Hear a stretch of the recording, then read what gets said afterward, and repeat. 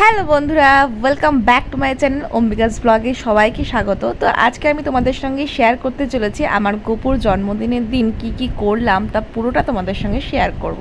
আর গপুকে কি করে সাজিয়েছি, কি ভোগ দিয়েছি, গপুর ঘরটা কেমন করে সাজিয়েছি পুরোটা তোমরা কিন্তু ব্লগে দেখতে পারবে।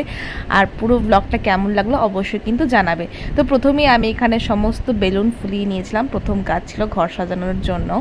আর আমি এখানে স্নান দান করে ওপরে চলে এসেছিলাম আর দেখলাম যে বড় পিসি এখানে তালের বড়াটাকে ভাজতে শুরু করে দিয়েছে। আমি গপুর যে গিফটটা এই বছর, প্রতি বছরই একটা গপুর গিফট থাকে, তো এই বছর আমি দিয়েছিলাম গপুকে এইটা, যেটা হচ্ছে পায়ের মল। তোমাদের কেমন লাগলো অবশ্যই কিন্তু কমেন্ট করে জানাবে। তো তারপর আমি এখানটায় চলে এসেছিলাম গপুর স্নানের জন্য আয়োজন করতে। এখানে চেরির মালা আমি গেঁথে নিয়েছিলাম, যেটা স্নানের সময় গপুর কাজে লাগবে।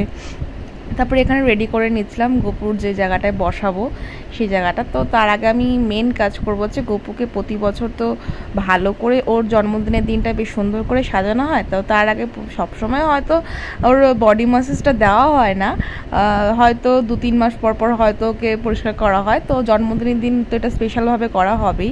যারা নতুন গোপাল নিচ্ছে তারা কিন্তু এটা অনেকেই জানো না যে প্রীতমবরী দিয়ে কিন্তু সুন্দরভাবে গপুকে বডি ম্যাসাজ দেওয়া যায়, মানে পরিষ্কার করা যায়। তো আমি এটা দিয়ে সুন্দর করে মাখিয়ে একটু হালকা করে ঘষে নিলেই কিন্তু পরিষ্কার হয়ে যাবে। জল দিয়ে ধুয়ে নিলাম, তোমরা দেখতেই পাবে যে কত সুন্দর চকচক করছে।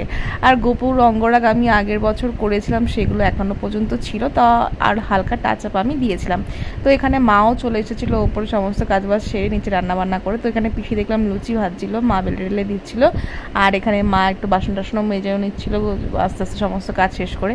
আর সেদিনকে ওয়েদারটা খুব সুন্দর ছিল, বৃষ্টি হয়নি কিন্তু পুরো দিনটাই কিন্তু মেঘলা ছিল। তো এখানটায় আমি এবার যাই, গপুর জায়গাটা এবার সাজিয়েছি, দেখতেই পাচ্ছ সুন্দর করে পুরো সাজানো এখনও কমপ্লিট হয়নি। তার এখানে কটা বেলুন লাগিয়েছিলাম, বেলুনগুলো ফেটেও গেছে। তো গপুকে এখন স্নান করানোর জন্য আমি রেডি করছি।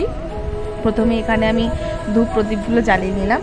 এবার আমি করবো হচ্ছে গপুর স্নানের ব্যবস্থা। তো প্রথমে এখানটা একটু তুলসী পাতা আমি দিয়ে দিলাম মস্তকে। এবার আমি জায়গাটা একটু হালকা সাজিয়ে নেব।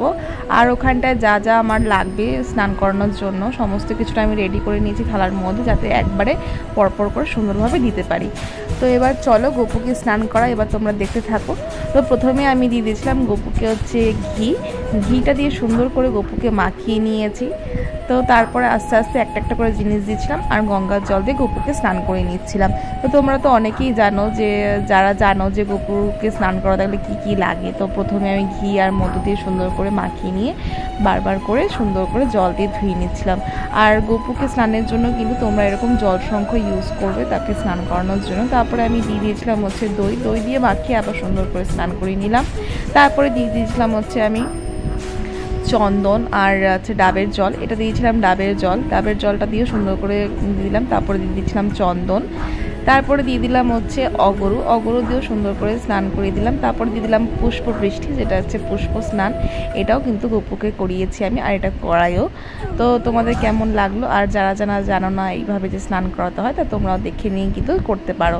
তারপরে দিয়ে দিয়েছিলাম চেরির মালাটা। তারপরে গপুকে একটু স্নান আরতি করে নিলাম। তারপরে হয়ে গেল গপুর স্নান। এবার তো গপুকে করবো রেডি। তো গপুকে কেমন লাগবে তোমরা কিন্তু অবশ্যই জানাবে। আবার অনেকে দেখেওছো, ফটো আমি দিয়েছি, গপুকে কেমন লাগছে কিন্তু অবশ্যই কমেন্ট করবে। এই যে গপুর একটু স্নানের পর একটুখানি রেডি করছিলাম, একটু বাকি ছিল গপুর যে একটু মানে ডিজাইনগুলো উঠে গিয়েছিলো, সেগুলো উঠে গিয়েছিলো বলে একটু রং করে দিলাম। আর এই যে গপুর স্নানের জন্য পর আমি সমস্ত কিছু দিয়ে রেডি করে নিলাম। তা এই যে গপুকে রেডি করছি, পুরো রেডিটা তোমরা একটু পরে দেখবে। আগে ভোগটা একটু অ্যারেঞ্জ করে নিই, তারপরে সবটা আমি তোমাদেরকে শেয়ার করব। তো এখানে গপুর প্রথমে মিষ্টিগুলো আমি রেডি করে নিলাম। প্রতি বছরই যতটুকু পারি গপুকে দেওয়ার চেষ্টা করি, যতটুকু মানে অ্যারেঞ্জ করতে পারি। এখানে আমি কয়েক রকমের মিষ্টি গপুর জন্য অ্যারেঞ্জ করেছি, তোমরা দেখতেই পারছো। তারপরে এখানটায় এই সন্দেশগুলো দিয়ে, তারপরে এখানটায় রসগোল্লা সমস্ত রকম যতটা পেরেছি গপুর জন্য অ্যারেঞ্জ করেছি।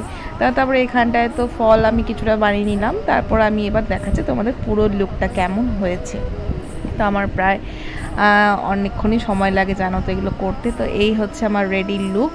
তো সবটা তো দেখানো সম্ভব হয় না, ভিডিওর মাধ্যমে যতটুকু পারলাম তোমাদের সঙ্গে শেয়ার করলাম। এই যে পুরো ফল টল বানিয়ে তালের বড়া, মালপোয়া, নাড়ু, ফল, মিষ্টি, লুচি, সুজি সমস্ত কিছুটা দিয়ে এই সুন্দরভাবে বেলুনগুলো দিয়ে আমি সাজিয়েছি। তোমাদের কেমন লাগলো কিন্তু অবশ্যই কিন্তু কমেন্ট করে জানাবে। এই ছিল পুরো একটা ভিডিও। আমি কিন্তু প্রত্যেকটা সিংহাসনে বেলুন দিয়েছিলাম, কিন্তু ফ্যান চলছিল বলে প্রত্যেকটা বেলুন টকটক করে ফেটে গেল। তো যাই হোক, এবার আমি করে নেব গোপুর পুজো। এখানে আমি গোপুকে আরতি করলাম, আরতি করে গোপুরকে আমি মানে ভোগ নিবেদন করলাম। তারপরে গোপুর অষ্টদশ শতনাম সমস্ত কিছুটা পড়লাম, পড়ে নিয়ে তারপরে গোপুর পুজোটা শেষ করলাম। তো কেমন লাগলো অবশ্যই কিন্তু জানিও। আর যারা যারা নতুন দেখছে চ্যানেলটাকে অবশ্যই সাবস্ক্রাইব করে